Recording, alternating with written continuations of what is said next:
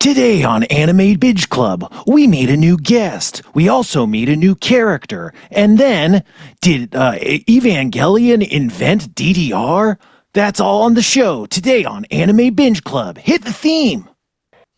That's right, folks. Welcome back to Anime Binge Club, the only podcast that's introduced professionally. I'm your host, Spenpai Crittenden, and sitting with me today is Kevin Day. What's up, Kevin? How you doing? Oh, and I am doing great. I am so excited to hear your side of these two episodes we're going to go through today. This is really into it. Yeah, this is great. Wow, I'm excited to hear my side of these episodes too, but I'm more excited to introduce my new guest. Holy shit, you guys, we got a good one today. A writer of both television and comic books. Check out Harley Quinn on Max, as well as several DC comics in various stages of publication, from already published to maybe coming out in the future. Who even knows? Alexis Quasarano.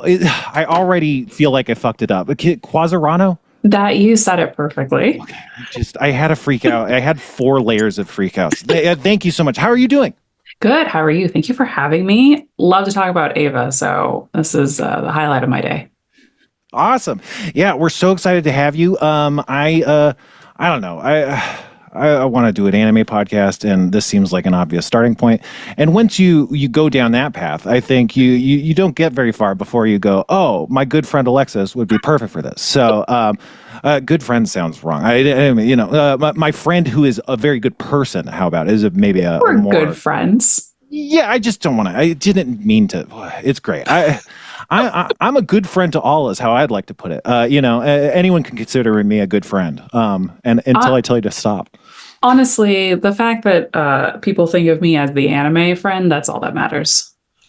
Oh, yeah. Boy, howdy. I mean, you got me. Well, when I was a kid, I put together a couple Gundam models here and there. But you got me back into Gundam models. You were putting together kits and posting about it on TikTok and stuff. And I was like, man, it was so fun when I did that as a kid. And I got back into it. Oh, well, thank you. I'm very happy to hear that. There's a Gundam model in a box behind me and a whole closet full right over there that I shouldn't look at because that's too much of my time.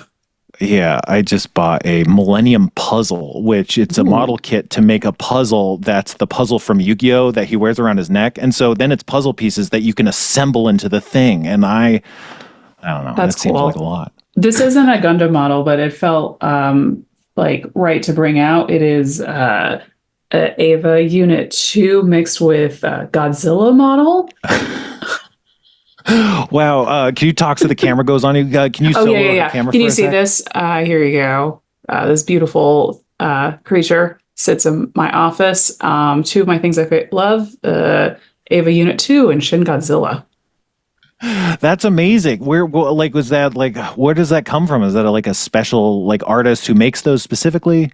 I feel bad not knowing his name. I can send it to you later. We'll have it in the comments. But it is an artist who makes them. Awesome. I was thinking who would even think of something like that? It doesn't seem like a merch. It seems too hard rights wise. But anyway, I think it is 100. I think they work in tandem with, I don't know. I think it's official collab. I could be wrong. Damn. Okay, that's awesome. I gotta look this up, and we'll have it in the comments. We don't have comments. I mean, whatever. Anyway, so okay, we like to get a taste of the guests' anime, experience. So when did you start getting into anime, and do you remember your first kind of series or whatever? Let's see. I was probably a child. My neighbor who I grew up with, her grandma was from Japan, so she would bring back bootlegs of Pokemon for us to watch, and also bootlegs of Ghibli films. So I feel Ghibli and Pokemon are probably my first 2 that I were seriously into. And then as I got older, it was Sailor Moon, Naruto, Bleach, One Piece, the big 3 from back in the day. And then when I was in middle school, my best friend at the time, we were both really into Inuyasha, and that was our kind of getting brought back into anime, now that we were figuring our lives out as 7th graders. And her stepdad at the time was oh, you guys are awkward teens. I have the show for you. And then handed us the box set of Evangelion. So I watched that at Wow. like 13 as like a depressed child who didn't understand what anything was. And I was like, oh, this is the meaning of life. And ever Yeah. since then, I've tried to watch like Ava like once a year if I can be up for it emotionally and mentally. But it's because of that, I feel like that really solidified it being my favorite anime of all time. Yeah, for sure. So just to back up a little bit, I feel like when I was a kid, Sailor Moon was on like on Western television. Is that where you were watching it? Or yeah, it was on UPN, I think, at like 6 a.m. on Saturdays. Yeah. I remember having to get up really early for that. And like Pokemon was also on at like 7 a.m. because I would watch it before school. And then it was like banned at my school because it was satanic. As you know, but that just made my mom be like, no, here's some more Pokemon cards. Go hard. Oh, nice. That's great. So that was great. But man, one time my mom was like, my parents were all religious, maybe not super hardcore, but time my mom was like, hey, so is Pokemon Satan or something? And I was like, oh God, is this about to? And then she like never brought it up again, but it was just like sniffing around, that kind of thing. And I was like, Jesus fucking Christ. Oh no, anyway, my mom loves Pikachu. She thinks Pikachu is the cutest, and her friend worked at Warner Brothers at that time, so she took me to the Pokemon the first movie premiere as a kid, which was the greatest day of my life. I got to see the performer of the American opening sing before the movie, and I got to meet a giant Pikachu. And man, what a day that was! So shout out to my mom, Paula. You're a real one. Did you get the Mew card, like the special? I did. And then she did throw out all my Pokemon cards at one point when she was really mad at me in high school. And that's like, okay, this is kind of, really great at one point, and then this is the worst day of my life. No, that's rough. Did you have Charizard at the time? I did. Of course. That sucks. That's like the Black Lotus of Pokemon. Anyway, so 13, right? Ava at 13. So I can't even imagine what I would possibly, because like I feel like at around that age I kind of had a vague understanding of it from how people talked about it online, right? But in memes and stuff. But I don't think that I would have been able to even understand most of what was going on, So like how did you interpret it? The first half, I'm trying not to like say any spoilers. First half is pretty straightforward with what it is as a mech show, but also a comedy. And so it's like, that was pretty easy to like follow, and I got the story. And then there is a turning point in the show, as you guys will find out, that I was like, oh, this is different. But like I was watching it with someone, so we were able to like at least talk about it and try to figure out what this was. And this was like 2004, so it was like there were memes, but not like the memes we have today. And also it wasn't like, I don't know, anime wasn't as like big here as it is now. And so it was just like we were like on an IRC chat for like an anime message board that we would talk about that. And people were like, why are you watching Ava at 13? And I was also like, I'm 13 on a message board, which probably wasn't the smartest thing to do, but it is what it is. Came out clean, so that's fine. But yeah, it was, I don't know, it just like kind of washed over me, if that makes sense. I will say that I did watch the movie and make my mom watch it immediately after I watched it. And she was like, maybe we don't watch this in the house. Sure. Yeah. Kevin. And when you guys get to the movie, you'll see why. Yeah, we got to have you back for the movies, just because I find the movies a lot harder to interpret, and it might be useful to have like a real expert. But yeah, Kevin, we gotta, man, there's so much of this, but we gotta. That's the whole premise of the show, is we just gotta get through it, But like the movies are gonna be so dense to like really unpack. But let's get through this is pretty much the motto of the show. I feel like that Ano is telling everyone. Yeah, I think you're right. There's a lot there. It turns out there's a lot to get through, and then whatever, and then the end of the show happens. But okay, so you actually were excited to cover these episodes. Do you want to just like talk in broad strokes about what you like, why specifically, and then maybe we can like get some Kevin's quick, hot, broad takes before we actually crack in? Yeah, I mean, Asuka is my favorite of the pilots. I think she is super cool and very relatable, especially when I was 13 watching this show. And I also think the Ava Unit 2 is peak design.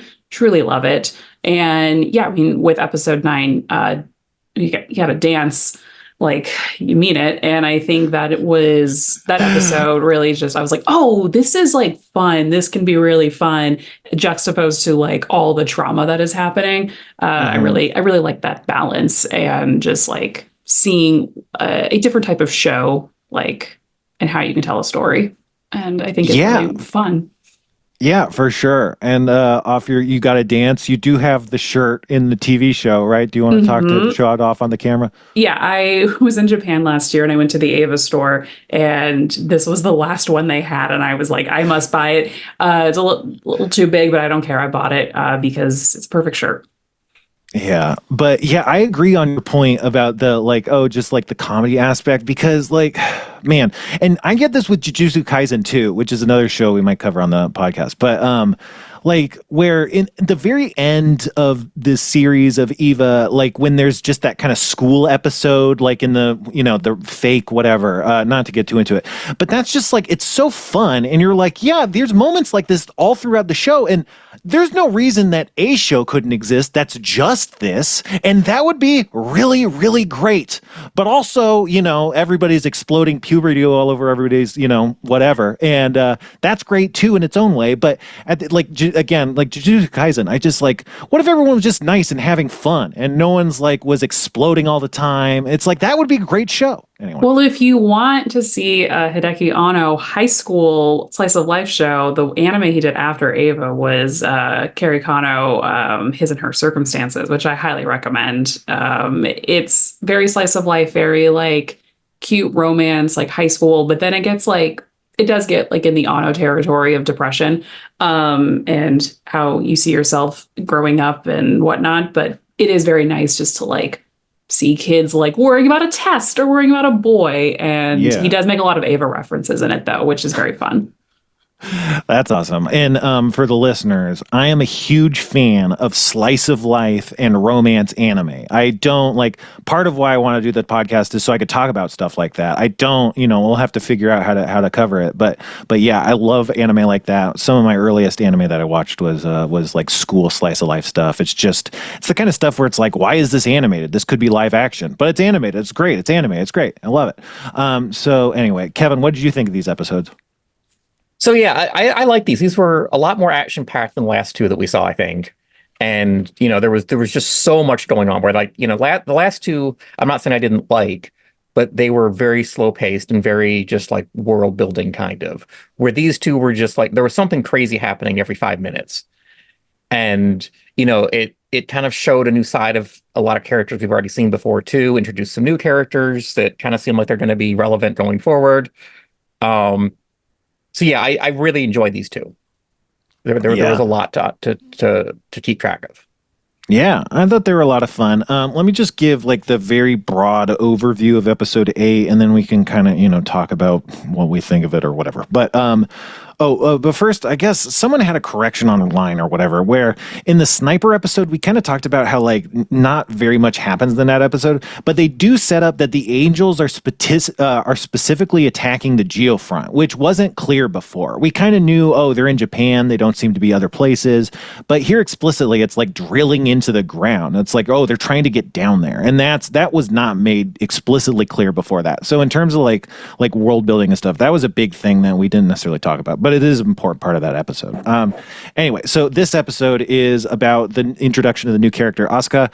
And so, you know, they go to the ocean to pick up something, and it turns out to be Asuka and the new Ava or some part to it or something like that. And they get attacked by the angel. And Asuka, you know, has to work with Shinji to save the day. And they do, essentially. So that's the overview for that episode. But yeah, so like, just to start with, like, I think Asuka is like one of my favorite characters, and I think a lot of people would find her the most relatable if they aren't like weird and depressed, right? Like I think she's just a normal person. She's like the other kids in Shinji's class, right? Yes, I'm excited for you to see more of her though, because I feel like that opinion of her will change. Yeah, well, it's interesting, Asuka's, you too, Kevin. Like Asuka's journey is really I don't know. She's It's most interesting. confident. Yeah, she's also a lot of character archetypes, so it gets it into more of in the next episode. But she's kind of like this brash American archetype, despite being like German, like this kind of like foreigner anime trope. We get into it more in the next episode, but in this episode, she's like this brash red-haired girl. She's really loud, and again, she's German, but she's like American leaning.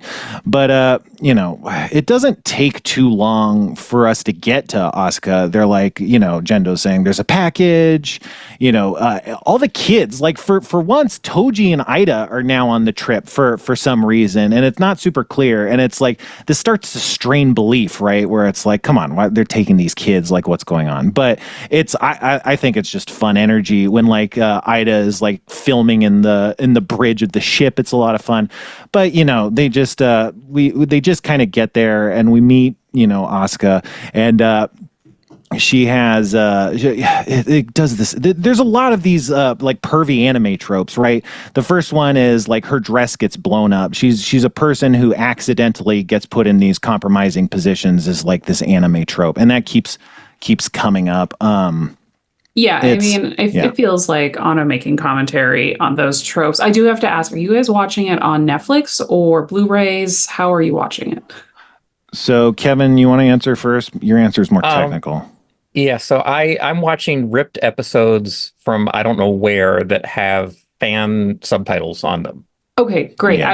I was asking because I know there's the drama and the controversy with the Netflix versions because of licensing and edits, but with the like original DVDs or rips, you have the what's it called? The coming soon, or like the pre for the next episode. There is like a lot of sometimes like, don't worry, there's going to be fan service next episode. And like, you have those like jokes of like Misato being like, hee hee, someone's naked next to episode. And then like, they're not.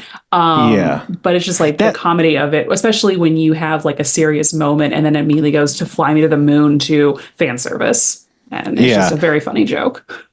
So that is like an anime thing that's kind of like a structural thing. Doesn't that have a name? I want to call it like omake or something, but those kind of like funny end bits that they put, I think have some sort of name, but they're basically like an end stinger. Then they're often usually driven by voiceover. And if they have any new animation, it's usually much cheaper, but a lot of times they just reuse animation or use previews. But the end result is they have these things. Again, I think they have this name to them. I don't know what it is. And they just have comedic kind of little, like a comedic kind of take. And so that's kind of what you're talking about. Those aren't in the Netflix, right? I don't believe so. Because I know Fly Me to the Moon is not on the Netflix versions, which is a travesty. Because that changes the vibe of what you're watching, I think. But I don't think they have previews. I think they just go straight to the next episode. Yeah, I think you're right. I am watching it on Netflix. I'm using the Japanese subtitles as opposed to the dubs. I have watched it in other formats in the past. But yeah, if there's the thing is, like, in terms of main content, like the big one I know is like not until like way later in the series, right? Are there any other major like translation or like kind of content things between the Netflix versions that we should be aware of? Because I've forgotten a lot of them. And also, forgotten as well. Not off the top of my head. The music cues like is the biggest change. At this point though, I've seen it so much that I just like have it on Netflix on the background just because that is the easiest way to watch it. Unfortunately, but also I'm glad more people can now watch it. It's very nitpicky. I'm like, the sound cues, you need to hear Fly Me to the Moon. I think, well, the Netflix have this kind of, the sting starts with a very discordant piano, which has like it's a different vibe. It's like it's weird. It sounds weird. It sounds wrong, but it almost sounds on purpose. But yeah, I'm one of the reasons I'm doing Netflix is because I think it's important to see like what the fans will see. But yeah, I don't know. And I'm a freaking subtitles guy. I mean, whatever. Everybody's like dubs and subs. This Yeah, I did watch it. I will say, the first way I watched it, I mean, I was 13, so I was not a dub snob yet.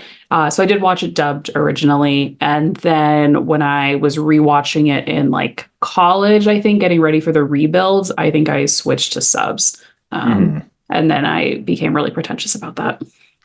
Yeah, you gotta be.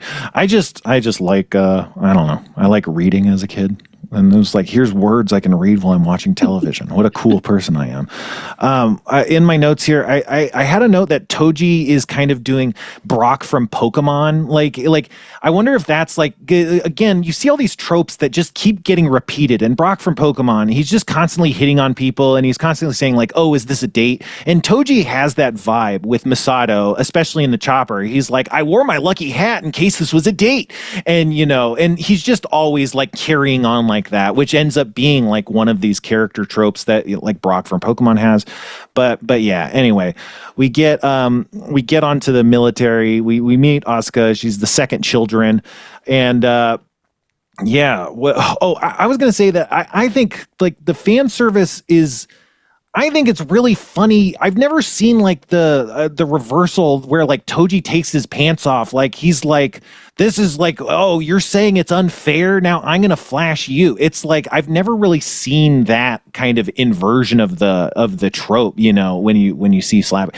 Obviously, he's, I mean, the whole thing is not great, but it's interesting. But then, I mean, do you watch a lot of anime? Because, you see these tropes kind of develop as anime has gotten more modern and it's changed. It's not necessarily gotten better. It's probably gotten worse in some ways, but it's, like how, like, what do you call it? Assault has progressed in anime. Yeah, I think it depends like what show you're watching. I feel like, what's it called? Did you watch Darling in the Franxx?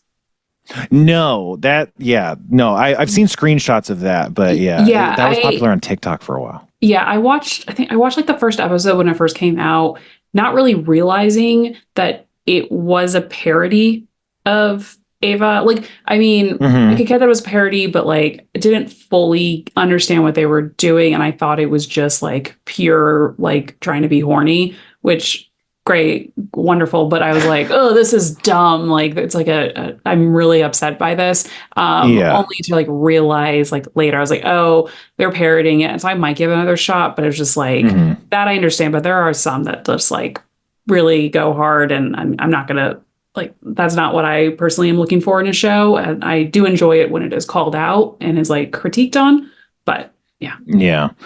All that stuff makes me uncomfortable. And then I'm just like, well, I don't know if it's because I'm just American. So I don't know if I'm being racist, but whatever, I have so much baggage. It's hard to know which was coming from where, but, so, oh, this note just says this episode is full of great reaction faces. Both of these episodes probably have like a critical mass of reaction faces, and it's just great. I gotta pick them for the slideshow. But yeah, like Misato has some good ones too. Like when they first land, she's like really embarrassed, and then you see her ID picture, and she's like yawning, or she has this weird face in the ID picture, and just again, like Misato is just like, I think she's the best character at this point in the series, like, and maybe so, but she's just fucking awesome. She takes bad ID photos. She's talking shit to like the Navy, and she knows how to throw her weight around, and she knows when to play ball and hang back and say, hey, you're in charge, buddy. It's just like everything she does is like just so smart. I don't know. And again, we get this look that the UN doesn't like the idea of Evas. They like traditional warfare and not this like kind of Japanese robotry. I don't know. Any thoughts on that? Have you seen Nadia, Secret of the Blue? One of Anno's shows before Eva. Highly recommend. It's basically Anno's retelling of 10,000 Leagues Under the Sea. And the Captain Nemo of it, his like character design, the captain of the battleship they're on in this episode is basically his design, but a white mustache. This is something for maybe two people at home who have seen this show. But Nadia is great. It's originally, I feel like it was supposed to be, I think it was like Ava was going to be a sequel to Nadia in its early development stages, and then it never went that way. But if you watch Nadia, you're like, oh, there are so many connections to this. And like, they also have like, I think they reference the Dead Sea Scrolls, which we hear about in this episode 9. And yeah, it's just like a weird Anno underwater adventure with Atlantis. Well, I got to put that on the list too, especially if it's like there's also 10 episodes of a beach episode because Anno was busy and had his producing partner just go off and do like filler, and it's wild. I wish Western stuff had that. It's just like, oh, I can't even, I'm struggling to think of a TV. Let's just say Charlie Kelly had to go on tour. So it's like they're just like doing 2 seasons of It's Always Sunny where they're just playing soccer instead. It's just like the kind of stuff that they do is just putting it in Western terms would be very strange, I guess you could maybe compare it to, I thought of this just because I'm watching New Girl again at the moment, where Zooey Chanel's on a maternity leave and they put her on a jury duty court case that she has to be away for the whole season, and something like that. And also in X-Files where Scully is like dead because she's also on maternity leave, and they're like, she's abducted by an alien, and we don't see her for the whole season. Yeah, I feel like X-Files actually had some big kind of structural changes like that for, I don't know what the actual drama driving it was outside of the Scully stuff, but there were like a bunch of changes, especially towards the end there. But it's a lot of fun. I guess you're right that the more long running a show is, the more you might expect to do that sort of thing. And I guess, shows don't really do that so much. There was just more episodes they had to make it back then in a way that they don't have the urgency for these days. Yeah, and streaming, it's like you just make them all together and put them out. So there really is no room for that. Those kind of changes. Yeah, it's closer to like how movies are produced. It's obviously way different, but so we'll go ahead. Is this the first time we see Kaji? Yeah, that's what I was going to mention, because that's about at the same point as Kaji is a huge character. So let's get Kevin. Kevin, what was in these episodes? What's your Kaji take? What do you think of Kaji? Tell us everything. Oh boy. Well, I mean, at first, obviously you're supposed to sort of hate him, like and it's interesting too, because he gets under Misato's skin. It's like the last episodes were all pro Misato, like making her this unstoppable action hero. Yeah, and then she has no weakness, really. Yeah. Right. And then he just completely pulls the rug out from under her as soon as he shows up. So, there's obviously some history behind that. There's, but everyone seems to sort of know him and kind of knows he's a ladies' man and sort of a charmer. And not everyone is opposed to it, but she definitely is, So, you're supposed to instantly hate him. And then I kind of, by the end of like this episode and the next episode too, kind of came back around to, okay, he's at his place. This is going to be more interesting. I thought he was going to be just this one shot. He was going to show up and then leave, and then we would never see him again. And then, he was just there to sort of like bring her down a peg a little bit, which he did. But, I'm assuming and hoping there's more to him than that.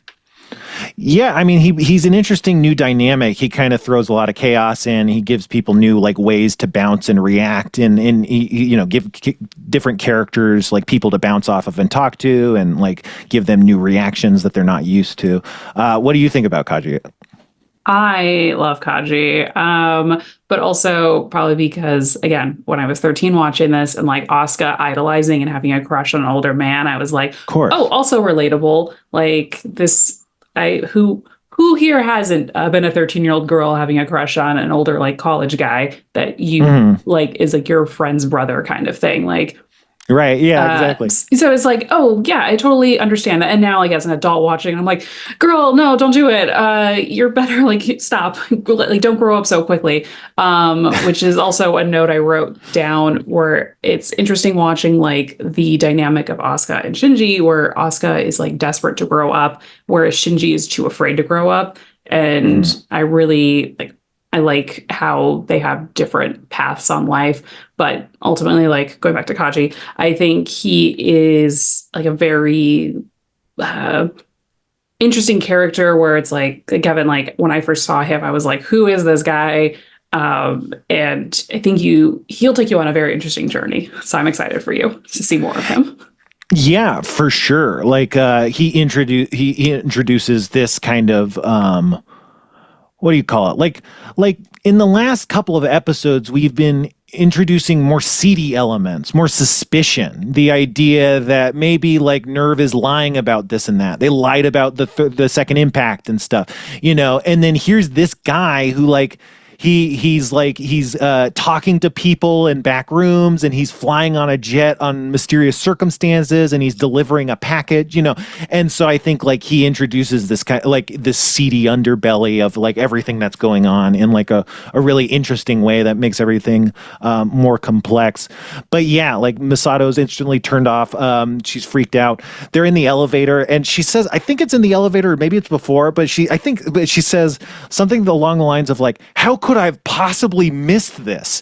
As if like she is like set up again. She's a master. She's set up her life to prevent anything like this from happening. Like the last guy she ever wants to see, she knows how to make her life so she never sees him. But she's left this clear flaw where she missed this, and he's just like, how could I have possibly missed? She also says like, this completely was an expectable situation. I don't know. She says something like this, where she was like, oh, this was the one circumstance that he would have contact. Like, basically, like, so it's like she spent so much time distancing herself from this guy, and fuck, he's back. Like, it's just like, again, it happens so fast, but it's just like there's all this like narrative delivered in that moment. Yeah.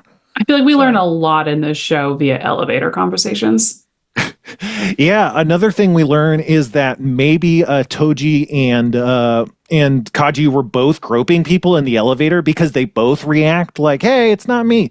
It's interesting because in that scene, you're like, you can see a lot of people's hands. You can see both of Shinji's hands. You can see Ida's hands. You can see one of Toji's hands, and you can't see the other. But it's the obvious hand it's his left hand that's farther away from Asuka. So it's like, it's not clear like who's groping what, but both of them have been caught groping, and both, you know, Asuka and Misato have been. It's just, you know, that's just like a really interesting shot. I wonder if they like placed the hands on purpose to like, you know, make you like put it together. Probably overthinking it. Love to overthink things. It feels like a joke on like the crowded trains in Tokyo. Oh yeah, for sure. Yeah, no, that's a good point, because you see that in a lot of animes too. I would like to amend, not 10,000 Leagues Under the Sea, 20,000 Leagues. Please don't come for me, internet. I apologize for the depth that I got wrong.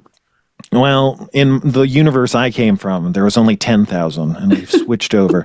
But so like it turns out, you know, it's obviously clear really quick, but Kaji is, you know, Misato's ex. And when we learn that everyone's destroyed, I don't know if Shinji's completely destroyed. I think he might have less of a reaction, but everyone has a reaction. Like Ida and Toji are crushed that Misato has dated somebody. Asuka's crushed that Kaji has dated somebody, you know, and everybody has like the exact same animated face with like the giant eyes. It's like really funny. But yeah. Shinji's like, what is sex?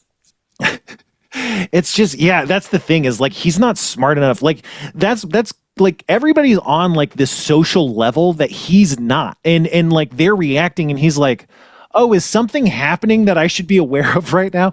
And that's happening a lot with Misato, you know. And it's hard to like kind of put that into words, but it's interesting because like Asuka, anyway, well, last episode we talked about how like in Steven Universe there's these psychological types that are personified by each character, and the characters in this have that. And Asuka is a lot like Amethyst, where it's this defiant oppositional authority kind of relationship to authority.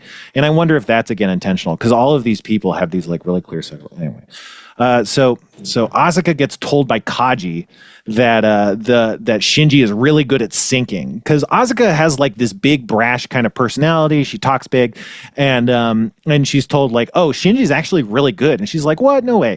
And so because of that, she wants to like show off and show him her Eva, and is like, this is the best Eva, it's the best one ever. Your Evas are bad and ours are good, and this is the best one. Now you can take it easy. I got it. You know, she's just showing off, and it's not. I don't know. It makes sense, Alexis, that it's like it is the unit 2, so maybe it is the best one, but at the same time it just sounds like she's bragging and lying. Like, what was your guys' read on that? I mean, I definitely felt like she was just trying to, like, anything she could do to make herself look like the better choice, you know, like she was the better one, she was meant for this, you know. She comes across as being not only like acting like she's the main character, but also very insecure in this. And, you know, and I think that brings out kind of the worst in Shinji too, of like, he gets very defensive about things like that, which we haven't really seen of him before either, because he kind of before seemed take it or leave it. And then now suddenly he's like defending his skills, and he's like, no, I'm better than you. And, you know, so they both sort of feed off each other's energy in a kind of negative way that was kind of fun to watch. Yeah, they're almost like two sides of the same coin. Yes.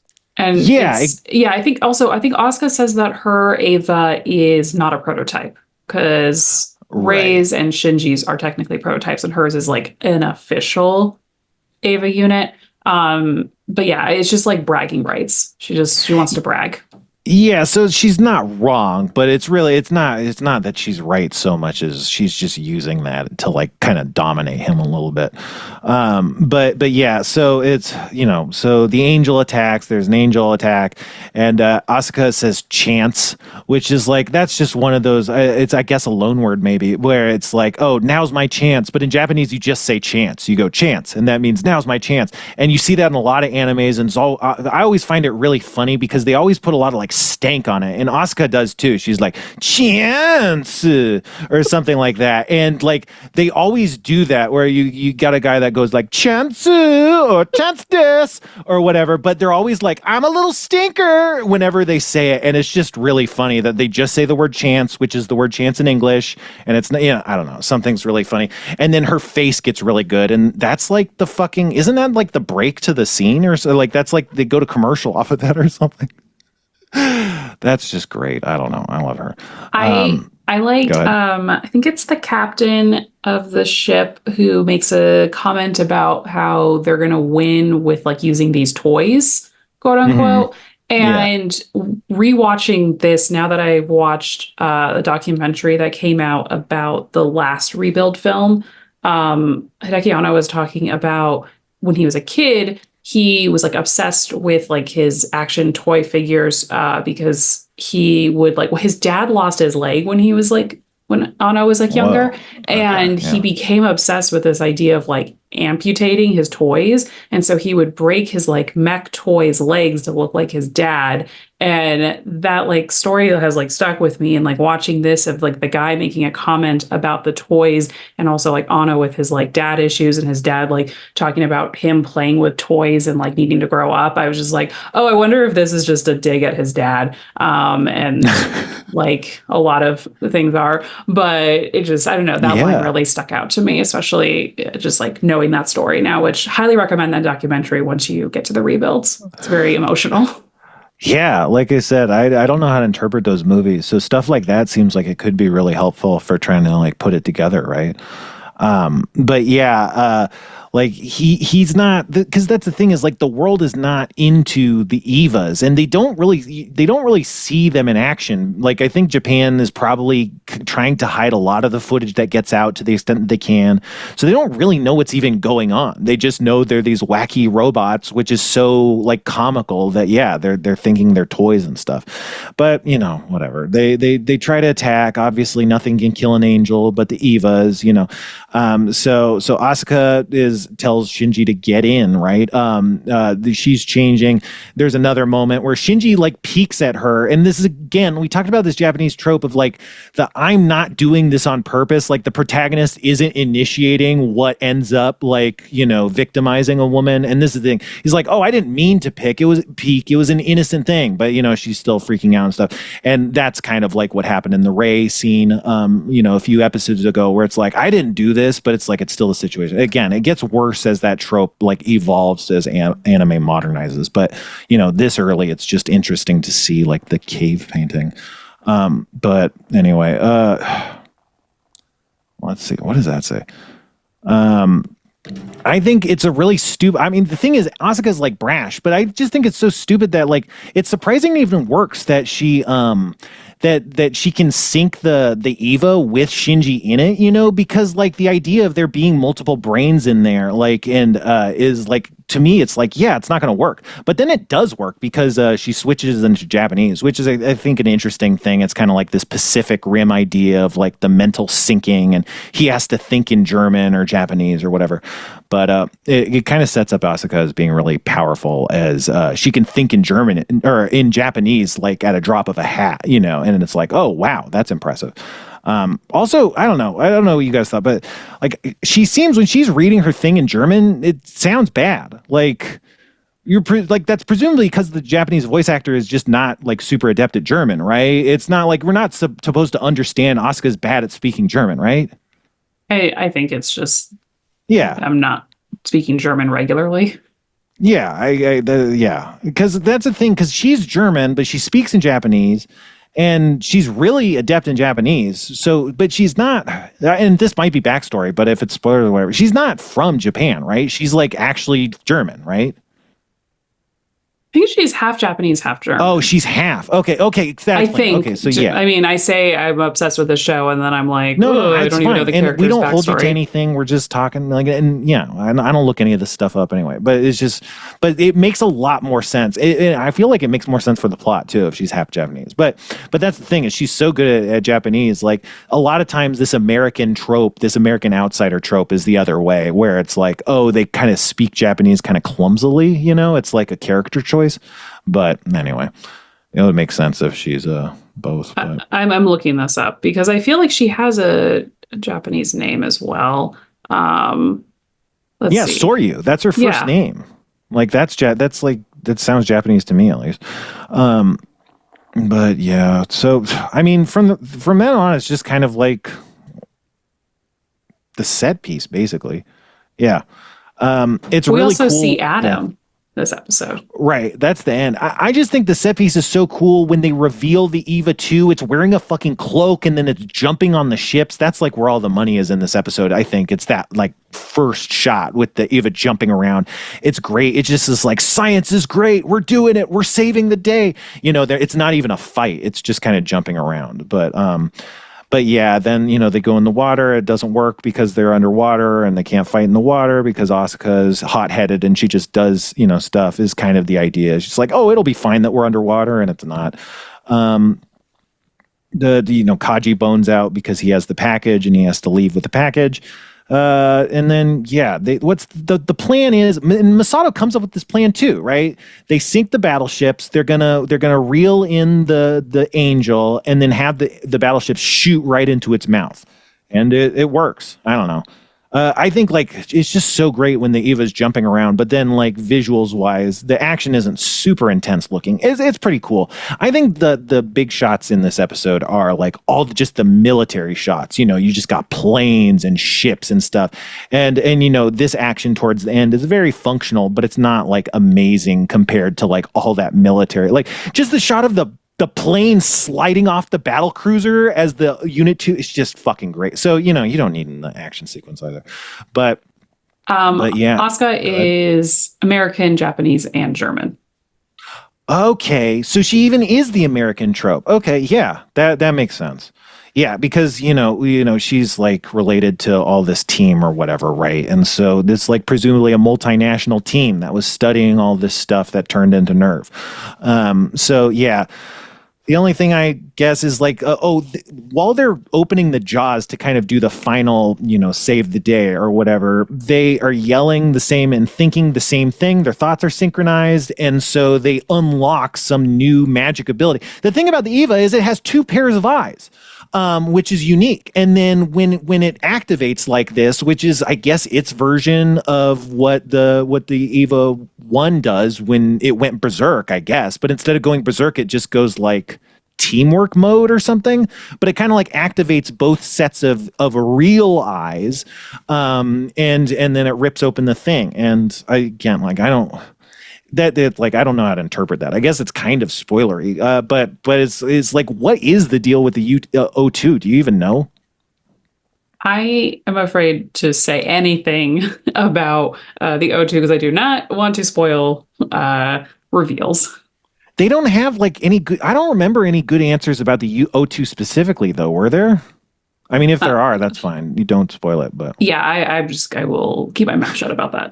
I'll talk to you off. Yeah.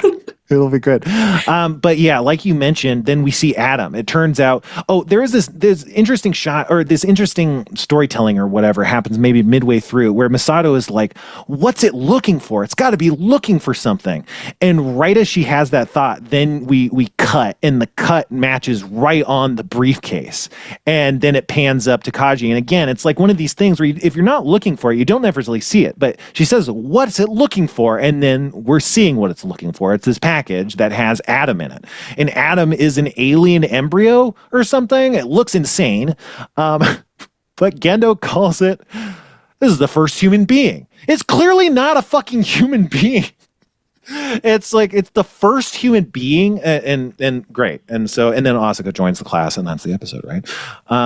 Any thoughts, any wrap up thoughts there? Sorry, I kind of sped up towards the end. I mean, I forgot how early they introduced the human instrumentality project idea. And also Adam, I really thought he came in later, but I could also be confusing that with a different reveal that I will keep my mouth shut about. But it's all good. The whole first human aspect is what a rabbit hole to go down, which I highly recommend when you finish the series and have time. It's very fun and time draining, and just figuring out and reading everyone's theories on that, and also getting into the lore you learn via one of the video games. Yeah, that's the part I need to figure out. But yeah, it's really interesting because again, like, the Eva is Eve. It's Eva, and they call it the artificial humanoid. And so there's this giant robot that's called Eve that's an artificial humanoid. And now there's this weird tiny like giant embryo alien baby that's also being like called a human. It's really weird. And yeah, I was surprised how early it is, because it's like, yeah, they tell you the stuff and then it doesn't make any sense, and then it never makes any sense. And then years later, if you read a forum, someone's like, this makes sense to me. And you're like, I mean, what you read kind of makes sense, but I don't know that it makes sense, but I don't know that it'll make more sense than this. You just got to read the Dead Sea Scrolls. Yeah. Well, that's the thing, is maybe the secrets are within Nadia. But what about you, Kevin? Last thoughts? No, it was a little crazy how it went from this crazy action scene to Misato coming up with the solution to this, and the Admiral going, that will never work. Okay, we'll do it. And then it working perfectly. I kind of laughed at that a little bit. And yeah, the whole end with Adam, I watched twice because I was like, wait, I had to have missed something leading up to this. Like, this was just so out of nowhere and didn't explain anything. And then I watched it the second time and it still didn't explain anything. But I'm sure that will pay off. Yes. Yeah, because again, like, we've been seeing this darker side. Gendo is like doing stuff behind the scenes and having shady meetings, and Kaji shows up and he's talking to people and he has a briefcase, and now he's bringing a briefcase. It's like, what the fuck's going on? And then, yeah, like you said, it's like, you remember, they were talking about human instrumentality. What the fuck was that? They haven't mentioned that in a while, and so they're setting up like a million things, and it's interesting. But all right, let's crack into episode 9. See where we can go. But so yeah, I was mentioning that Asuka is like this American trope. But yeah, we start just introducing her as a member of the class. they're setting her up. And again, this is like an anime trope of like hot new girl anime trope. And so a thing that happens is a bunch of people take notice of this new classmate, and they're fawning over them in various ways. Sometimes people are taking pictures over them or whatever, and a lot of people are talking about them. And so this setup is very, very tropey. And this is a separate trope, but there's another trope where like in Japanese schools in anime, apparently they take pictures of girls and sell them non-consensually, and that's just that trope. And again, it's a thing you see there, but it's a little funny that it's Ida. It's like, oh, he's the guy doing it. It's not like they're buying from someone. It's not like someone in class is doing it and they're commenting on it. No, they're the ones that are actually doing it, which is a little interesting. A lot of times, like, the main characters aren't the ones taking those kind of creep shots or whatever in those tropes. But you know, I don't know. What do you think of this, Kevin? Kevin's not an anime fan. Like, Kevin's like a neophyte. So what did you think of any of this stuff? Okay, my blunt feeling on that was like, okay, the last few episodes had things that were questionable, but I was able to justify as like, okay, this is just different society, and if this was live action, I wouldn't think anything bad of this. And then I kind of felt like this was just like, okay, you're just screwing with me now. Like, okay, I can't defend this, but I get it. Like, I'm not gonna not watch it over that or anything like that. But it was just like, oh, come on now, really? Like, you know, that didn't have to be in here.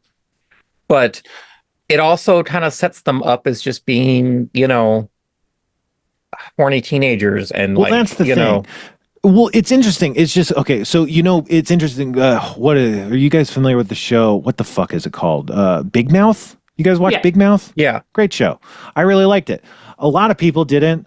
A lot of people hated the animation. They were like, they can't make it look like that. Here's the thing. If you have like a bunch of 12-year-old animated characters like sucking and fucking and talking about having sex, they have to look weird and potato-like. They just do. Like, the more like normal, so to speak, they look, the creepier it gets that they're talking about explicit topics. And I think like in anime, like the Uncanny Valley is like way too far, where it's like, I think the reason Big Mouth looked like that was very much because they didn't want anyone to be all like, aren't you guys perverts trying to make sex cartoons on Netflix? And it's like, no, we think it's a funny area to talk about puberty. And yeah, and it's animated because we have the idea of the monsters and stuff. And then, so what's the animation style that won't make that weird? Let's make them all as ugly as possible. But so, you know, I think that's part of it too, is it's just like, because it's so realistic, it becomes, well, it is. That's the thing, is the shots and the angles and stuff, it was live action, that would be voyeuristic, right? But because it's like kids, it's like, Jesus fucking Christ. Anyway. But that's the thing. Again, like as someone who wants to do an anime podcast, it's weird to be an anime fan when this is like the landscape. But I don't know what to do about it. Like, do I stop watching anime? Like, I don't know. But no, and like, you know, no one is like shooting down Fast Times at Ridgemont High or something like that today. You know, where they had the scene where she comes out of the pool. But that's the thing, is because there's different framing around it. Also, just sex is handled differently in those areas. Sorry, I cut you off, Colin.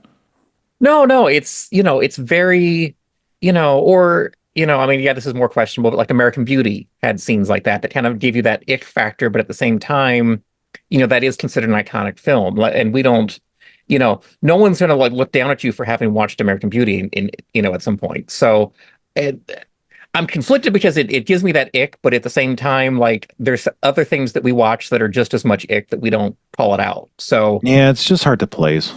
Yeah, I also think this is extremely light compared to a lot of other anime. Yes. That's again what's so crazy, is that Kevin has not seen anime, and Kevin is seeing this and being scandalized by that. And I very much understand that reaction, but I've seen fucking crazy fucking shit, and it's really bad. And that stuff is like really not good. And like, it's not that this stuff's great, but like this stuff is like, you know, kind of cute by comparison or something. Like, it's just handled like a lot less grossly than it gets. And again, I want to say like in like 2011 or something is maybe where it was the worst. And then from that point on, it maybe started getting a little bit better. And it's not that it's good now. It's just that the way it's good is less like obviously it's forked into like really gross and just like cringy. Anyway, whatever.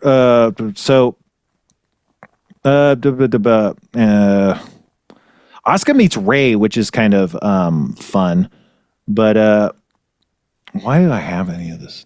My notes That don't scene make reminded any me of the sense. movie Clueless, not to keep comparing to like old movies, but I don't know. It felt like Claire from Clueless, like coming up on the new girl in school and, kind of thing, like inverted, but it very much felt like a teen comedy movie kind of all like happening at once there.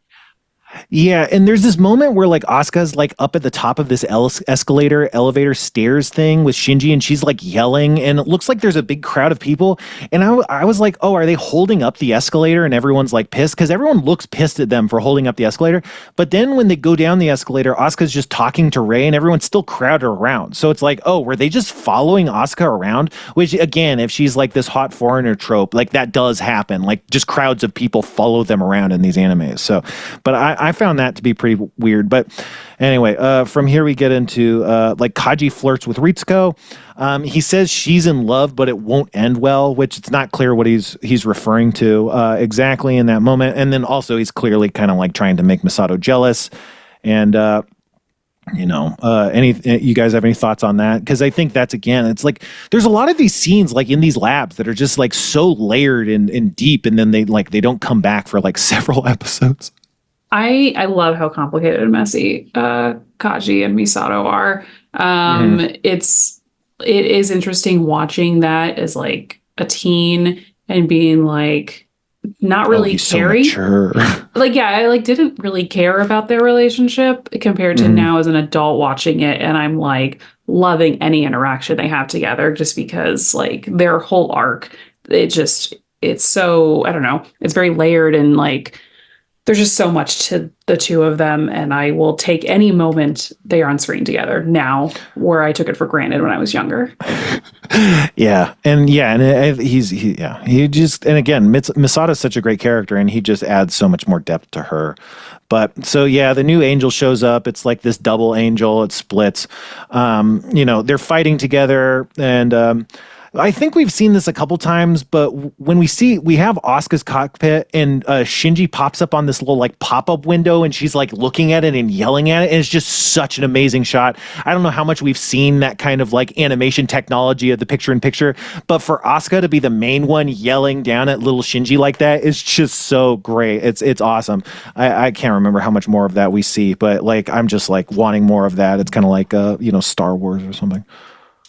Also, we get the fun reveal of them fucking up that mission with their legs just coming out of the ground.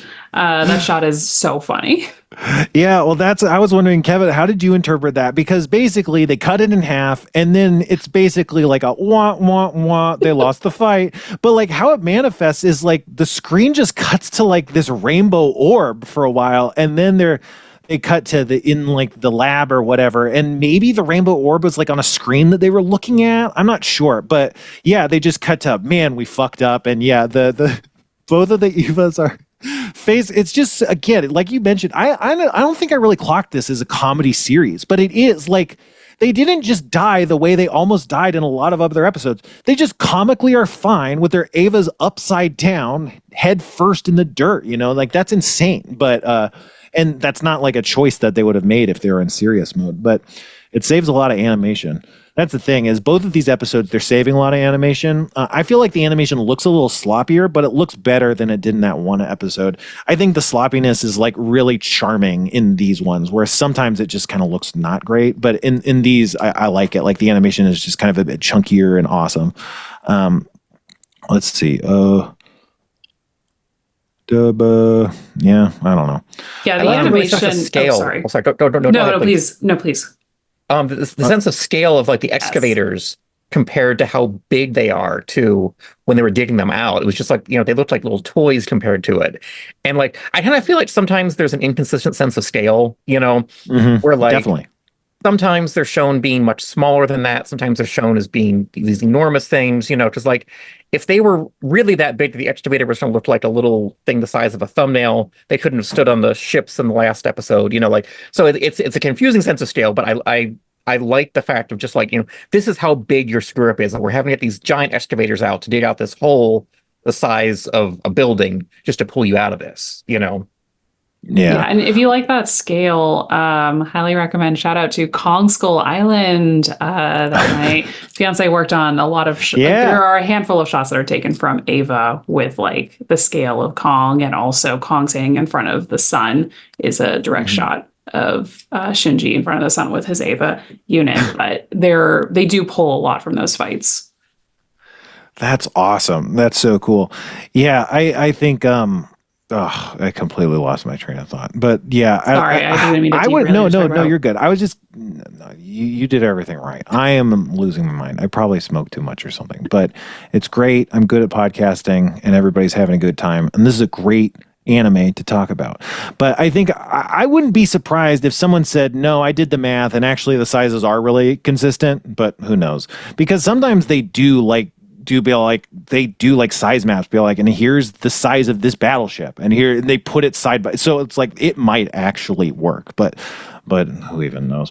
It might be. I could just be getting this completely wrong by just like not perceiving things correctly, and they're actually going through great lengths. But it feels like at times, they're like maybe 10 times the height of a human, and sometimes they feel like they're the size of a skyscraper. Yeah, and I'm not sure which is right. It's definitely unclear for sure. And the way Tokyo 3 looks, it's like the buildings aren't normal buildings anyway. So it's hard to get a sense of if they're normal building sizes or whatever, too. But I think it's just the rule of awesome, where like, if it made it a better shot, they were bigger. And if they had to fit people and, the Eva in the same shot, they may have skewed the size a little bit just to make things fit, and that I'm okay with that. Yeah. And so they end up, because they lost the fight, they end up hitting it with an N2 mine, which is, again, like basically one of the only weapons that can do any damage to these things. And it makes this big explosion. And like someone comments like, we have to redraw the maps, which is like, oh, it's like a big deal when N2. And also they call out that like, oh, they did it because they're fought somewhere out of Tokyo 3. Everyone wants you to fight in Tokyo 3. It's like the battle-hardened city with the walls that go down to fight on. But you just did this on the shore because of Misato's plan was to get it on the shore, and now we had to do an N2 mine. So now normal land that wasn't supposed to get fucked up is super fucked up, and that's a big deal, which again, it gets back to the thing where these kids are fucking up. It's a really big deal for the global stage, and Misato has to do all this paperwork, so I kind of like they're hitting that theme again, which I again think it's really nice how they lay it out. Just like Shinji is like freaking out, and you're like, what's the big deal, kid? Just get in the robot. And then you're like, oh, right, no, everything he steps on, someone has to pay for. And he realizes that. He just never says it out loud because it's so like presumably like inherent to like maybe their cultures, like Japanese culture, to be all like, yeah, I know how much damage I'm causing. I know I don't have to say it out loud or something. But when I was watching it, I was always like, I don't get it until they started making it explicit. But yeah, I think Ono does a really good job with adding the weight of the consequences to that, especially like he does it a lot in Shin Godzilla. I don't know if you've seen that movie, no, where yet. It is a comedy in that it's like in the style of like Veep almost, where it's a lot of government organizations or government committees being like, we can't handle this. This isn't our jurisdiction. We have to go to like the next floor up. And then it's just like committee after committee trying to form and be like, well, we don't have money. We don't have money. And it's like a very bureaucratic comedy. And it's like, you can see like the sprinklings of that in this. And I think he does a really interesting job with that. Yeah, I recently watched this anime called Bullbuster. I don't know if it was amazing, but it was like a mecha anime very much driven by the idea like we don't have any fucking money. Everybody's trying to take our funding. Bureaucrats are using laws to try and get stuff taken away, remove our jurisdiction. And all we have in this anime, like the mecha is basically just like a cool bulldozer. It's not that much more high tech. And so it's like, we just have this one bulldozer, and if the wheel falls off, we're fucked, And so it's interesting to be like, yeah, this is an economic kind of mecha anime or something, but not amazing, but pretty interesting on that level too. Oh, have you seen Eureka 7, Alexis? Oh yeah. I've been actually wanting to rewatch it. I watched it when it first came out, or at least to the States back in like the early 2000s, I think, mid 2000s. Yeah. I don't remember a lot from it, I will say, but I like the animation a lot. And it was like, I don't know, I like the character designs, but I do want to revisit it. I watched it before Eureka 7. Then when I watched Eva, and then when I watched Eva, I was like, oh, well, this show is just like oh, what if, we made a show in a world where Eva was already made and we have to make a new anime? It's like, it's really, but it's a great, anyway, whatever. It is fun to watch anime post Eva and you see all the references or homages in them and you're like, oh, that's that shot. Oh, that's that shot. But then watching Eva, realizing every shot is a reference to like Kamen Rider or Ultraman. Yeah. Especially in this episode. That's what I got to actually go back. That's not like I've read about that, but I haven't actually seen like those references myself. So I want to see like all that. Yeah, we get the rider kick in this episode. Oh yeah, that is. Oh my god, because that is like that. I always that to me is like that's an iconic Eva shot, but of course it's from something else. So okay, just to touch on this, Asuka is like a classic. She's an archetype that's called like a tsundere, right? I think you'd call it, which is like, it's like this angry girl who usually is cold to a guy because she has a crush on him. It's like, in America, you have the trope of like the guy teases a girl because he has a crush on her or whatever. It's kind of like that, but they call it tsundere and it's usually ascribed to women. And I think like Asuka definitely has that trope. And we're seeing that a lot in this episode and to a lesser extent, the second one. I don't think it's a lot, but it's like, what we see in this trope a lot of times is like the Asuka character has this obvious overt crush, say on a Kaji character, and then over the course of the show, it's revealed, oh, actually, she maybe has more true feelings for this other character, but is very conflicted. So, I mean, I don't know like how far we actually get along that path, but I think you set that sort of stuff up, especially like, in the bed scene. Anyway, we're getting ahead of ourselves. So, Asuka moves into Shinji's apartment. She says Shinji gets fired, and so she's moving in to live with Misato instead. And she's like, "You'll probably get kicked out soon, whatever." But it turns out she's mistaken. They have to live together for bonding training. That's why she has to wear Alexis's shirt. I just need someone else to get Shinji's shirt. Is somebody gonna match my freak, as TikTok would say? Yeah, and what's funny is like the tights under it too. It's not just the like the leotard they're wearing. Yeah, it's like you're really, and again, it's like I don't like. Probably that was Asuka's idea and probably doesn't really matter, and Shinji's going along with it, and it's like, she just wants to be in charge. But who knows? But it's a funny moment. So everyone's scandalized to see them. They're freaking out, and he's like, "It's not what you think." And Incho's like, "That means it's even worse." And like Incho's like a great character. She comes back here. Oh man, did my microphone might have gone out? Can you guys talk? Yep. Nope. You're good. Live audio, folks. Thanks, guys. Sorry. Okay. So they've been training doing this DDR thing, which rhythm games have always been big in Japan, but this has to be like one of the earliest like iterations of like a DDR like thing. I think obviously it's like messing with Twister, it's not like trying to be DDR, but it's like Dance Dance Revolution. They're like, they're doing it. But So Misato actually, it's not super clear, but it basically, again, Misato's a badass. She can tell Asuka's not doing a good job, and so she brought Rei to like shake up Asuka. So like Asuka's like, Shinji sucks. And so Misato's like, oh well, we could do something else. And Asuka's like, no, I'm the only one you got, right? And she's like, no, we got Rei, and that's a lot like 2 episodes or so ago.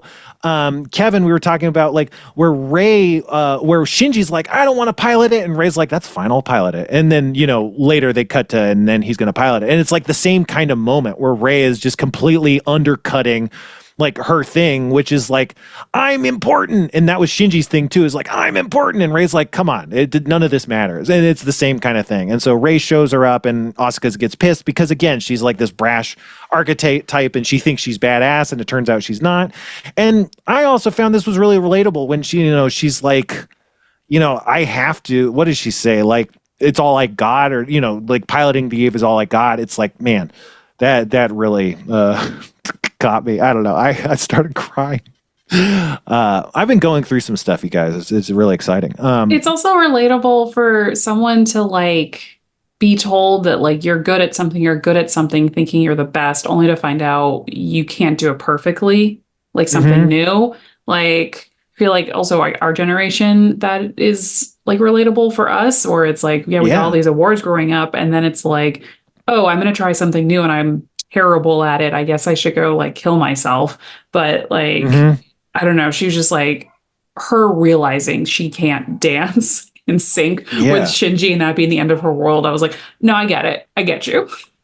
Oh, absolutely. Like two things off of that. Well, I can only remember one, but the first thing off of that is like, for me, I always used to draw as a kid, and I didn't think I was like amazing, but I just did it for pure fun. And there's part of it where I showed my parents the pictures and they liked it. So I was like, oh, parental validation. I love drawing. And they said I'm good at drawing. And so my identity is being creative in drawing. And then like I saw a kid, his name was Cole, and he had really good, he's like an actual artist, like working in animation. He's a cool guy. But I saw his stuff and it was so good. And I was like, oh, like, that's like actual talent, and I was misled. I will stop drawing now, and I just stopped. And it's like that same like exact moment.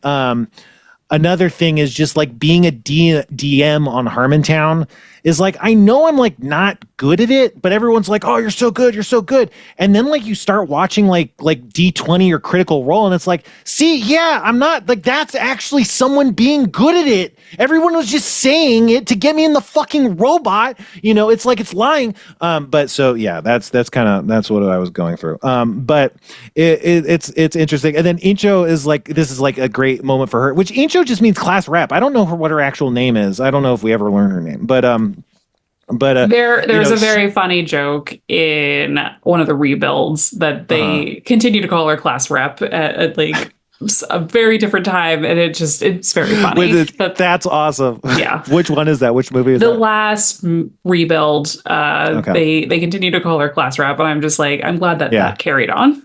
Yeah, that's awesome. But she's pissed and she's like, you got to go apologize. And he's like, what? She's like, you made a girl cry. You never make a girl. And it's just like, great. And she's, she understands emotions on a level that he obviously doesn't because he's a dipshit. And, she's at a convenience store. I kind of like, obviously she's been working out and dancing, shows she's hungry. But I think this is another trope of like an anime woman getting angry and eating in defiance, because she's like going to the convenience store and she gets like a sandwich and drinks and stuff, and when she's like psyching herself up, she's like eating the sandwich and drinking. And so I don't know if that's like supposed to be like that trope or not, but that's a trope I've seen in a lot of anime too. But yeah, then they're montaging.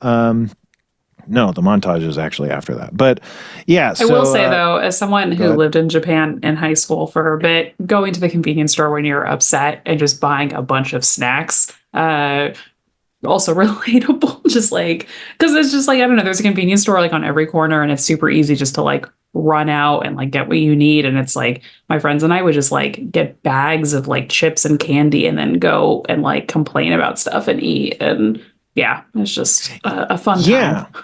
Yeah, that's a trope too, is like you kind of have a slumber party vibe in anime scenes with like convenience food snacks. But yeah, I think, and also their stuff's just supposed to be really good. Convenience stores are supposed to be really nice in Japan, have like really good food items, prepared food items, packaged, so that's all good. And it's cheap. But yeah, the price. What a great land. So Misato's gone. So Asuka takes the opportunity to sleep in the other room instead of with Shinji, and she goes to the bathroom. I guess like the idea is she's like half asleep, and so when she goes back to bed, she forgets that she's sleeping in the other room, and so she just plops down by Shinji. Right? I think that's how we're supposed to read that. And so Shinji's like, oh, and again. It really just reads like Shinji knows she's asleep, but it kind of is like, he's kind of like, oh, is this what she wants? Like, that's kind of what's going through his mind. I don't know. Like, it's not clear if he's like, oh, is she not asleep? Until, then she starts saying mama or whatever. And then it's like, then he's like, oh, but it's not clear if he's like, oh, she's not conscious, or if he's like, oh, I can't do this. I'm not super clear on how that's supposed to read, but obviously, it's very strange. I took it as I think he thought she was awake, or at least somewhat awake, and was like trying to be like sneaky about it. Like, right. If I pretend to be asleep and I kiss you, okay. And I guess I can go through with that as well. And then she says mama, and he's like, oh, not the time. Yeah, I think that is how you're supposed. I think that's like probably officially how it's supposed to read, because she gets in, her eyes are closed, but she's not moving a lot, so it's not clear what her intention is. It's not clear that she's asleep because she's moving a little, so it's like, oh, is she just keeping her eyes closed and acting, under her own agency? And he's like, oh, is that what she's doing? Should I respond to this? I think that is how you're supposed to read it. It's just, it's a lot of stuff. I don't know. When these are the problems I've always have, like reading Eva. Like, I've watched this show a bunch of times, but these kind of confusions I have are always like, I wonder what's happening, and I have no one to talk about it to. He also has no like real male figure in his life. I mean, he has like Gendo's not in his life really, and so all he has is like Kaji, and like Kaji earlier was talking about of like Misato still moves around in her sleep kind of thing, right. And it's just like, I don't know, Shinji is a dumb teen boy who is like doesn't know what he's doing. He doesn't understand his like feelings or like hormones or anything, and I feel like he's just confused about everything. Yeah, and in terms of like behavior modeling, which is something I was reading about in this book, like he doesn't have parents to behavior model, so like he doesn't even know what people do. So he could think like, oh, is this what happens? People get in your bed and then you kiss them because they want you to? I mean, that would, he might earnestly think that's what he's supposed to do in that circumstance. Like you would believe that given how fucked up his upbringing has been. So yeah, for sure. But then also, like, I think as you're talking about, he doesn't know what's going on because then we cut to Kaji and Misato kissing. It's clearly under protest. I think like the more you look at the body language, the more clear it becomes. The way his body kind of shakes a little bit indicates he's putting a lot of physical exertion into keeping her pinned. And obviously he has her limbs where she can't move. But again, like she doesn't shake like that, but he does, which indicates she's putting all her strength into trying to move him, and that's causing him to shake a little bit, but he has the strength to keep her move. That's how I interpret it. But again, like it's not very obvious. You have to watch it a couple times because again, it's not super clear how into it she is. And then he kind of wants to reinforce it. It's like, oh, you want, and so then I think it becomes really important to interpret the body language. It's like, no, it's pretty clear. Like she is actively struggling as hard as she can, or whatever, but it is pretty clear, I think, visually. And then she's conflicted about that. Any thoughts there? Yeah, I mean, you could also interpret it as she might not want it, correct? Which I agree with you on there, but it's like, does she not want it because she doesn't want it, or does she not want it because she doesn't want to let herself want it? Right. Well, that's how they talk about it, especially in the following scene, is it's more that like, she was into kissing him, but is mad at herself for giving in because that was nice, or kissing is nice even if I kiss someone I hate or whatever. But then I think that's how the dialogue proceeds. It's just again like the way like he's holding her, it just makes it hard to read it that way specifically. But again, I think that's how you're supposed to read it, especially in the times, which stuff like that, like what we would now call physical assault, was more coded as kind of like romantic, like roguish conduct or something. I think definitely that's how you're supposed to read it. It's not, oh wow, what a crime being committed. So and then Ritsuko and Misato talk about Kaji. She says dating him was her biggest regret. Ritsuko kind of introduces the idea. They both call him, I don't know if they call it here, but they both call him Kaji-kun, which indicates, intimacy, but also they're old friends. So kun, I think, is pretty fitting. It doesn't necessarily imply too much closeness. It's just interesting because he was flirting with Ritsuko and then Ritsuko calls him kun. So you kind of like, are you reading into that? But they're probably just old friends. Because they all came, I think they all went to school together. Yeah, and they're all in the photo together in the opening sequence, I think, too. Like they're old pals. Yeah. They and then they deploy. They do the big plan. They kick the angel to death. That's my notes. Just say they kick it to death. Hey, it's the rider kick. Yeah, it's 62 seconds of like. Okay, so again, if you're like, oh man, the past two anime episodes have had a lot of like money-saving shots, a lot of cheap animation. Not that they've not had money in them, but a lot of the shots have been like fast. And then it's like, okay, here's 62 unbroken seconds of all the money that we could possibly have spent in the last two episodes, and it's really good. Again, we talked about it, but sometimes that's what it is in animation. You're like, holy shit, guys, we got 62 full seconds of like high-budget shit left, and then it's like, yeah, fucking like make it. And it looks gorgeous. It's to music. And then, we end that the Evas collapsed in a heap, kind of matching the comedic moment in the beginning of the episode, right? And then they argue, and then, it's revealed that Shinji tried to kiss her in her sleep, and she's like, I didn't even know. And, it's that comedic moment. It's a lot of fun. But yeah, so that's that episode. These are some of the more comedic episodes we've had so far, right? Other than probably episode 3. I'd say it's funnier than episode 3 by a pretty wide margin too. So yeah. Well, let's throw to Kevin. Sorry, Kevin. Kevin likes being quiet. What's up, Kevin? I do. No, I think the part. So the way I interpreted that scene of them in bed together was maybe, I don't know, tell something about what I think, but I think she was awake that entire time. At least when I was watching it the first time, and that because she realized she was losing him. Like she was sort of being flirty-ish a little bit, enough to keep his attention, and then I think I thought she was realizing that she was losing him. Like Ray shows up, and suddenly they have a way better connection, and she realizes that if she doesn't do something to pull him back into her grasp, she's gonna possibly be left out. Yeah. So I thought that entire thing was her being completely awake and doing just enough to like make him question whether he liked her better than Ray or not. Ray's not there. She is. Give him a reason to think that maybe there's going to be something more, even if that's not what she's planning on.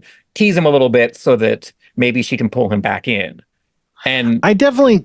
Oh, go ahead. Sorry.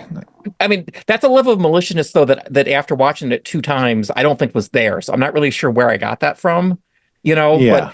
And then when she's like so denying it at the end that maybe I'm like, okay, maybe that was just on me that I perceived it that way. But that was sort of how I took all of that. And then also along the same lines of like, I think Kaji's kind of, again, this is just my take from not knowing what comes up next, flirting with Misato to get something that he wants. Not that he has any intention of wanting a relationship with her. That for sure. He's easier to control if she's got the butterflies in her stomach, So they're both sort of doing kind of the same thing, I thought maybe. But there's really no evidence, at least that I've seen, to play that out other than just that's how I read it the first time I watched it. It's interesting you mentioned like how he's handling Misato in that way, because like, it's interesting because Misato, it's not the same, but Misato kind of knows how to handle Shinji a little bit. Like she knows how to kind of manipulate him. And it's interesting to think like, oh yeah, like she gets manipulated too. And like, that is kind of intentional. In terms of Asuka, I don't know. Like, I think it is interesting to just the fact that she's so shaken up has got her dysregulated that I could see her acting out in some way, just chaotic way, or even just like, that's why she's sleepwalking, is because she's so messed up over the events of the day, so I can see like a read of that. But I don't know how like intentionally manipulative it would have been even if she was awake. But that's interesting. What about you, Alexis? I would buy it being 100% manipulative, just because you have like with the dance of it all and Ray being able to immediately sync with Shinji, all of a sudden Asuka has competition for a guy. Even if she doesn't really like him at that moment, there's still a competition there. And it's like her need to be number one would definitely drive her to be like, well, I'll make him like me over you. That's I definitely could buy that read. And again, like in terms of the book that I've been reading, you talk about internalizing and externalizing, and Shinji often internalizes, sometimes he externalizes, but Asuka's doing a lot of externalizing since we've met her. And when Ray does really good in DDR, Asuka externalizes by storming out and leaving the situation. That's an external coping mechanism. And this, whatever this is, whether it's intentional manipulation, whether it's asleep, whether it's sleepwalk, all of that is still technically an external way of coping with that same stress. So interesting analysis there. Good job, Spencer. Any final thoughts, Alexis? No, the last note I have for this episode just says teens. Because I don't know, they're being teens, but they're also cool. Yeah, that's the thing, is it starts with Shinji being so weird and ununderstandable as like this non-human. And now they're just a bunch of kids. Like it's just a bunch of kids being crazy. It's a lot of fun. Yeah.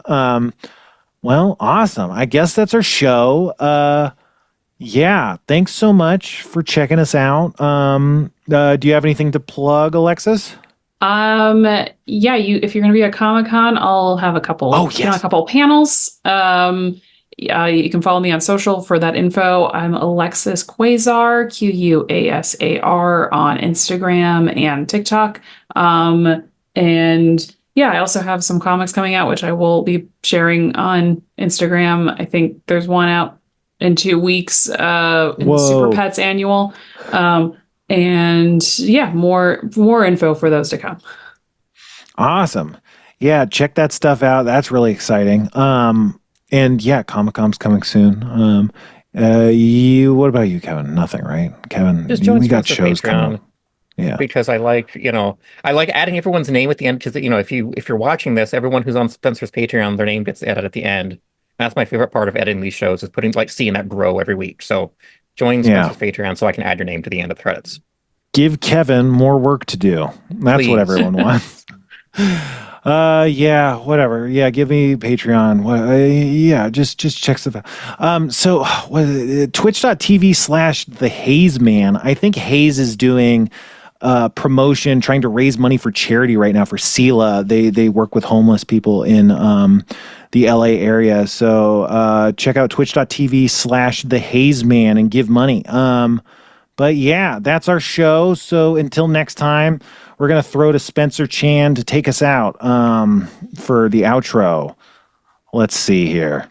What's up, guys? It's me, Spen Pie, with another Japan lesson. Did you know that the word for Japan in America is Japan? But in Japan, that word means America. Goodbye.